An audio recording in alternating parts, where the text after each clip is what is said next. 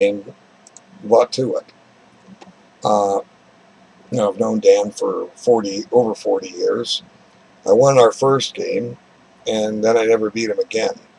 Had two draws, maybe three. And I know I messed up a drawing position once in time pressure. But let's see what happens. So I decided to play, the classical Queen's Gambit declined. And this is the last grid defense. It leads to pretty much an even game. Now, the main line goes bishop here, knight here, bishop takes, queen takes, pawn takes. Now we need to take here. Takes, takes. In theory says this is even. Okay. So to mix up the apple cart, he played the exchange variation. Now he took. And I've got to construct a game plan. My queen side is horribly undeveloped. But where am I going to put things? I have to be careful. See, if I run with my bishop, I've weakened B7. And, he could play queen B3 and I'm dropping something. So I played C6. Now, I've had many games where I've talked about the minority attack. Okay? And let's talk about it for just a brief couple of minutes. Okay, the minority attack, let's look at the queen side first. Okay, and I allow the minority attack because I know what to do. Now we'll separate the king side. Now if you look at the queen side, white has 3 pawns, black has 4. So white has a minority of queen side pawns. On the king side, black has 3 pawns, white has 4. So black has a minority of king pawns. Now the objective of the minority attack, let me get rid of the arrows, or they're arrows. The objective of the minority attack is to advance this pawn to b5. Once it gets to b5, one of two things will happen. Either A, black will take, and when that happens, black has an isolated queen pawn. If black doesn't take, white will take on c6. If black takes with a piece, he has an isolated queen pawn. If he takes with a pawn, he has a backward pawn on the open file. Okay, what's black supposed to do? Well, black is supposed to run the minority attack too. Okay, black is supposed to run his pawn to f4. And the same things I explained already from if white is doing the minority attack now occur for black. If white captures the pawn, he has an isolated queen pawn. If he doesn't, black takes on e3. If white takes back with a piece, he has an isolated queen pawn. If he takes back with a pawn, he has a backward pawn on the open file. So the net result is both sides are supposed to do the minority attack. Okay? Now, I had a minority attack one time. I couldn't get going until the end game. More about that later. I've seen countless games where the minority attack was a possibility. And there's 3 out. Let me discuss the 3 outcomes. I've seen games where neither side did the minority attack. And in each case, the game was decided by some blunder not related to the minority attack. I've seen games where one side has done the minority attack and the other hasn't. Every single time I've seen one side do the minority attack and the other side not, the one who does the minority attack wins. And that's a pretty good record. But I've only seen one game where both sides did the minority attack. I'm sure more exist, but I'm just saying what I've observed. It was just in December at the North American Open, a couple of 2,000 players, thereabouts, maybe in that area. They both ended up with an isolated queen pawn. And it got down to a knight and pawn ending, and both those pawns were traded. White's knight took one, black's knight took the other. And now there was no more positional advantage because of the other side having a weakness, either an isolated queen pawn or a backward pawn. And white went on to win, but it wasn't because of the minority attack. It was because black just played a very, very passive defense, assuming it was a draw, and he got a little, I think it was a she got a surprise. So Dan knows to play the minority attack. Now I got to get some more development. So here it comes. Now I like to go back to E6. Create a weakness, go back to E6. And boom, there comes the minority attack. So what am I supposed to do? Well, I can't stop the minority attack. That's the funny thing. So what am I supposed to do? Well, I already gave the answer. I'm supposed to run the minority attack myself, but I didn't start it right away. I got to complete my development. And come up with a new idea. This is designed to secure this bishop. See, what I want, in order to advance my f-pawn, I need to move my bishop. Now, I do have a dark squared bishop. That's one of the drawbacks of white giving up the bishop pair. He doesn't have a dark squared bishop, but he does have an extra knight. But I need to put the bishop on G7. So, but if I play G6 right here, here comes this. Check. Now, if here, check. I can resign. I'm down 2 pawns. Okay? So I had to have some protection for the bishop on E6. Now, check. Yeah, I guess if he wanted, he could check. He could take a draw here, but he might even try to find a way to play for a win. It's tricky. So therefore, I need to play Queen E6. It's a quick time control, but I know what to do. Now Dan was having a bad tournament. He lost his first game. He was dead winning, had 20 seconds on his clock, and forgot to make a move. Lost on time. Then he beat a low-rated player, and then he played the master, the other master in the event. Dan achieved a winning position. He didn't play the crushing move. We looked at it for a while afterwards, and we couldn't find a resource for his opponent. And so now he was 1-2 and having to play me, and I was 2-1. And if he beats me, we should probably just withdraw and go home. We're not going to win anything. So anyway, I went for the idea. It's one of the ideas to slow down the minority attack. White can still play A4 and B5, but I will get the A file out of it. And that might have been the wrong rook, but I'm anticipating this. And he kind of surprised me with what he did. He played here. Now, to me, that didn't make sense because he's giving up the minority attack. We'll see how it shapes up. He's going to, in the long run, he's going to get the net result of the minority attack, but in a slightly different way. We'll see. Now, why am I putting the rook here? Why am I putting that rook there? That's, who was it that said, labeled the term mysterious rook move? It was Nimzovich. Okay. Well, the idea of this rook move is I anticipate the B file opening up. And I'm going to have problems on B7 especially if he triples. So I've got to erect a defense to that. Now, so far I haven't done anything to get my minority attack going, but I know I've got to do it. So he goes there, and I elect to take, and then I put the queen back here. Now, it may not have been the best square for it, but I do have some excess protection for it. Maybe I should have gone to E7. So he goes there. And now I'm able to play this G6 move that I was talking about earlier because my bishop is defended. Now he's getting ready to double. Now here I forgot. This is what my original plan was, to be able to move this pawn up. But I forgot what I was doing at the move order and ended up losing some time. But we're going to answer the question as to why this was the proper choice here shortly. So now Dan comes up with the idea. Maybe he figures I'm going to get a minority attack, and he wants to be his king to be safe. Somewhere over here, maybe. So now I bring the king back, and here comes his king, and I drop back the bishop. There goes his king, and now we'll see the completion of my strategy.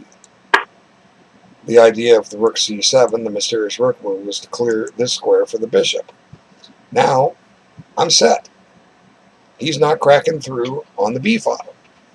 But guess what? I do have a backward pawn on the open file. So not the c6 pawn. It's the b7 pawn. And the b7 pawn cannot be protected by a pawn. It's illegal. Can't have a pawn on the first rank. You know, what black would love to play here is something like pawn back to a8. Huh? How about that, huh? How's that for an idea? Unfortunately, it's illegal. So here I move 26. And time to go forward. So he sends his king forward, and here it comes. But I'm not ready to push here yet because my g6 pawn is hanging. So I just make sure the g6 pawn is out of the way. Now he plays g3. So I've had in, this is designed, much like a6 was designed to slow down b5, it doesn't prevent it. I can get f4 in now. And he can't take with his e-pawn because there's a pin. But I send the queen over here first. I don't want to advance it and see this bishop come in, I don't think. And here it comes. So now I've done what I'm supposed to do. He started his minority attack. I've got mine going. So now I'm going to give him a weakness. So, the game has been close to even the whole way. You could argue, you could throw this on a computer, and the computer could say a half a pawn ahead, but a half a pawn ahead isn't decisive. Now I took here first, and now I take here. So I didn't because his b pawn ended up taking on c5. He's not going to get an isolated queen pawn. But the pawn is still weak. I mean, let's just, imagine this pawn off the board, and let's see, the c5 pawn and the b7 pawn off the board. Let's just imagine them off the board. And let's say this pawn is, let's just say these two pawns are off the board too. So I've got my backward pawn on c6, and he does have his isolated pawn. Because, like I say, the circle pawns are off the board. Let's circle that one too, right? He does have his isolated queen pawn, but it is a pawn that cannot be protected by a pawn. So it's not necessarily isolated, but it is weak. So he decides to push by, and I need a plan. So the natural looking move is to chase his queen. So that's what I did. Comes over here. And now I think I took over the file. No, not. Oh, I come up with this move. Yeah, now that's not a move most people would play. See, it's a positional sacrifice. The point is, after takes and takes, he has to deal with his knight. Let's try this. But he's got some problems here. He's got a lot of problems. I'm threatening to play takes, whip up, takes on e5, grab this with check, and come back and at least get that, or maybe get this. And all of a sudden, black has a whole bunch of menacing-looking pawns. If these three pawns vanish from the board, so e4 is not necessarily the easiest move to see, but once you understand it, it makes perfect sense. And Dan would see this move in an instant. So he doesn't take. He comes here, gets a little more protection. And now I take over the e file. And now comes a blunder. Okay, queen g2 is a blunder. So I had about a minute on my clock, and I spend most of my minute. But this is actually a black to play and win position. But I end up blundering too. But this is black to play and win. So, you might want to take a peek at this and see if you can solve it. Then we'll I'll show you how black can win from this position. I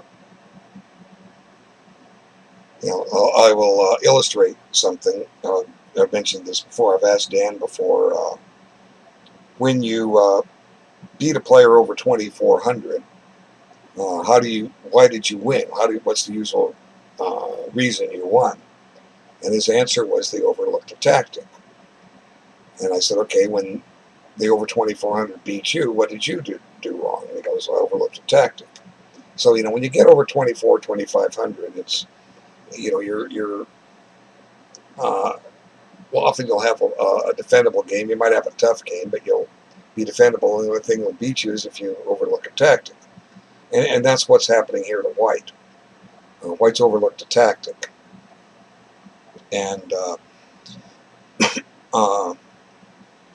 again, to make a long story short, I also asked Dan, I said, well, okay, when you beat somebody 22 to 2,400, aside from them overlooking a tactic, how do you beat them? And he says, well, they'll make positional errors where they don't, they end up giving me an aggressive position that I can pursue an initiative that makes it very difficult for them to defend, and the tactics start flying, or they'll give me an inch here and there, and I'll take it down to an easily winnable ending. So the answer, so here we both overlooked the tactic because I didn't see it. But the answer is bishop takes d4. Now, if anything, if he doesn't take, I've just won a pawn, and I'm about to win another one. So if he takes, now I take here. And if he takes, I take here. Check. And after his king gets out of check, I take here. Now, I'm 2 pawns ahead. His king is exposed, and I have 2 connected pass pawns, and his a5 pawn is not looking all that safe. So, black should win this easily. So I didn't even consider the move. I considered about maybe a minute and a half when I played the move. But I was determined to try to exact the exchange. He didn't bite, so I blunder with this. Check. And he takes, and I Check. take. And he blocks. So now I start attacking g4. I play here, and my threat is to take, and take. And then suddenly I have a pawn for the exchange. Although, it could get a little dicey if he takes down here, but I don't know, maybe not. I might win this d4 pawn, and my bishops are springing to life. So he ended up blundering horribly here, and he played g5, and now he's toast because he's given up control of f5. So I check here, and he comes up, and then I simply check here, and I'm going to win the knight with check. Check. He comes there. Now, I think there's a forced checkmate series with bishop c2, or queen's one of these, but now, when I played rook e2 check, I had 15 seconds on my clock, because I made it with 5 seconds remaining. And so I've played 1, 2, 3, 4. I played 5 more moves. I have had 50 more seconds added to my clock, but I'm also not blitzing every move here. I am taking some time, so I'm still low on time. So I tried to go for something I knew won. I guess bishop e4 is a good move, good waiting move, but I end up just taking this. And he gives up the exchange because my bishops will eat his rook alive. He tries to get his queen active. Check. So I try to grab a pawn with check if I can. I didn't keep score. I reconstructed this to the best of my ability.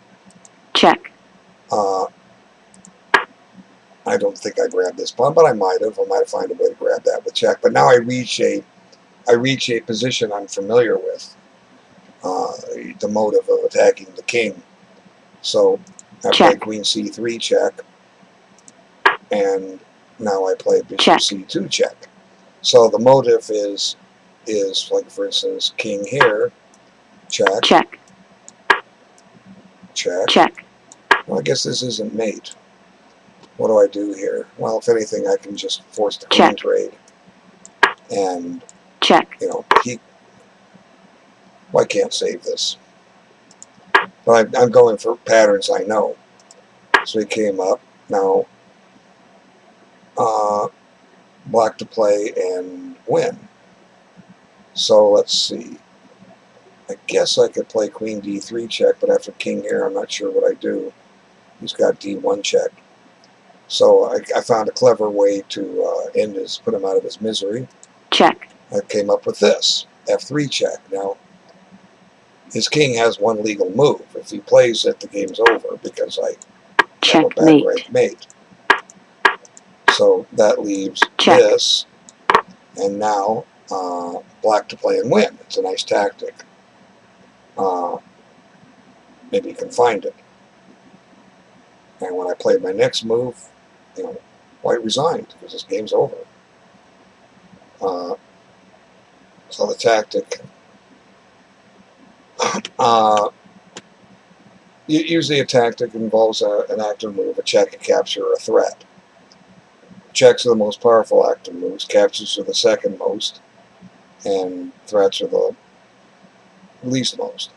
So the problem with the capture is that it leaves Zwischenzugs. Like, no, I can capture this, and I'll have 4 connected passed pawns, and that probably wins, unless somehow this queen runs down here and he finds a way to deliver a perpetual check. So, like I said, my move made him resign. And so it is an active move. That is the only capture I have other than take his queen. Although this should check, win too. You know, he does have 3 connected passed pawns, but I should be able to stop those. And a threat, you know, what can we threaten? I mean, you know, everything. I can go threaten this pawn.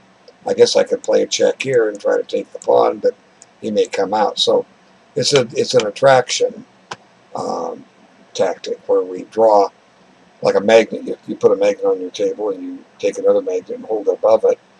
And if it's like poles, the other magnet will move away.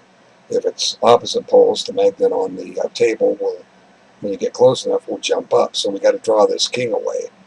And I'm sure you've solved it by now. check. The answer is bishop d1 check, and Night Fighter found it. He found it pretty quickly there.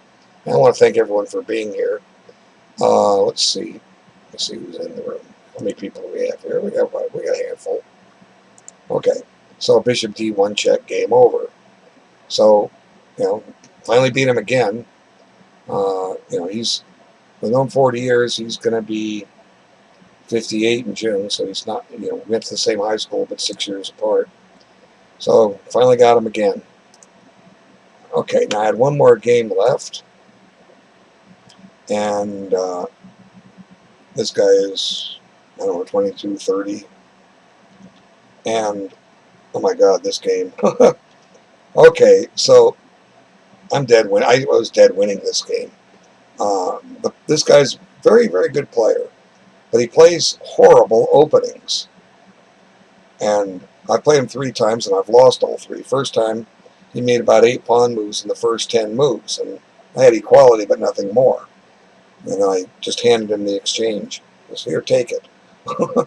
And then was crushing him again against his Nc3 Larson, and I couldn't figure out the win, which was right in front of me, and I started trading down looking for a draw and blunder the exchange again. Now this game, we'll let it unfold as it goes, but any of you could have won this game. Okay, any of you, and I should have, but just got a narrow focus at the wrong time and walked into, you know, he's good at setting up tricks, and that's what I walked into. So he plays openings horrible, absolutely horrible. Against e5, he's been playing the center game, you know, pawn takes, queen takes. Well, I didn't allow that. I just played my Nc3. Now, let me preface this. I had a student about a week ago. He plays the Caro-Kann. Oops. He knows to do this, and white decided to play this move. And, it's not a good move at all. It just isn't. But my student wasn't paying attention and suddenly discovered he was going to get his bishop trapped. It's a goner. Right? So, very similar. The only difference is this knight is here and not the pawn. So he plays h4. Now, when I analyzed the game with the student, in the Caro-Kann, I said h6 was preferable to h5. So I could play h5, but one of the themes in some lines of the Nymzovich is white will bring the knight this way and the bishop here and pile up on that pawn. And it's not easy to just defend it with g6 because this bishop could get himself in trouble in a hurry. So I just played h6. Now he plays knight here, horrible move. I just keep developing. Knight goes here. So it's time to seize the initiative and make a threat. So he plays knight a3. Now, one thing about the Nymzovich, it's similar in a lot of respects to the French defense. The price in the French defense, well, black can get his c5 break in on the third move. The price of the black pays in the Caro-Kann, in the French, is he has a bad bishop. If he it's a Caro-Kann advance, the price, black gets his bishop out, but the price he pays is he spends a tempo because the pawn stopped on c6 first. Now, often in the Nymzovich defense, let me see, I forgot. I'm still going to record two games together here. In the Nymzovich defense, black takes forever, if at all, to get c5 in. Okay, the knight's blocking the pawn, but now black is able to get it in right away. So here it comes. Okay. So now, e checks. Check. Unless I want to move my king, I have to bring my knight back. But, I've got the patented c5 break in, so black is doing fine here. Now he makes another very poor move, c4, and I have experience in this stuff. And, if you know anything about the French defense exchange, you have to maintain your strong point of d4. You got to be able to take back on d4 with a pawn. So, he's just in trouble here. So I took it. Now e5 is exposed. He comes back, and I say, I'll just take the other pawn. Now, for the moment, I'm 2 pawns ahead. He gets one back. And now here's something that comes up out of the French defense in some advanced variations. And the white knight is going to a3, c2, and d4. Well, at least to c2. Now here he can't interpose his bishop because he will hang his, let's see, he will hang something here. If he takes the bishop back, the knight's a goner. White can't afford to lose a piece here. So he's in check. He has to come up with this move. Now, that's ugly. Even if you don't know the opening, the white's play has been highly illogical. This is a 1300 coffee house style for the opening. Well, the problem is he is a very strong player. So, and I wasn't underestimating him. I know about his idea to run to try for tricks, but it's kind of hard to lose this game. But I found a way. Like I say, any of you could have won this game. Well, we're not here at the critical point yet. One thing I wanted to do here, I wanted to do this check. I really did. It has a point to it. But on this, I wanted to be able to take this. But the problem is, he takes here, and now he takes this bishop. And I can get this pawn with check, but I dropped a piece. I don't think I have enough here.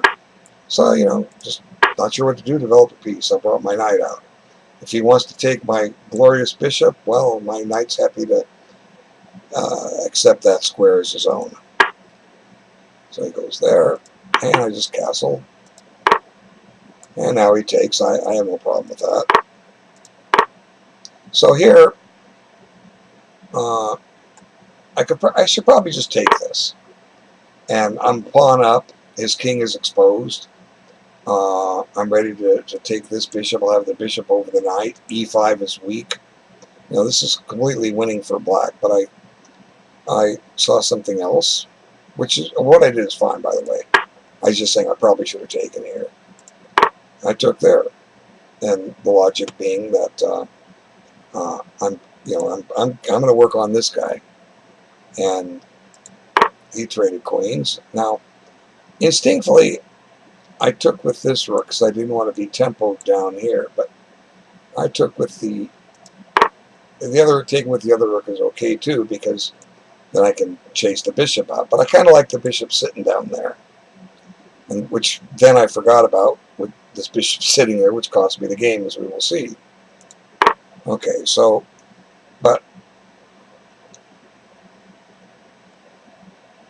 he's got his pawn back, but you know he's got a bad way here. Check. And drive him back, and I just go here. Now I'm threatening to win both of his rooks, so he goes over that way, and now I come down to the 7th rank. So I've given back the pawn, but you know this is completely winning for black, completely. And now I have this guy in mind, so he needs to play here. Now, again, this is a position I think anyone watching this could win. I kept trying. Here, I'm actually trying to find a way to checkmate him. I talk about winning him when you're material ahead, even though I'm not material ahead. But I'm trying to find a way to checkmate this guy. So I threaten a mate 2 with rook here.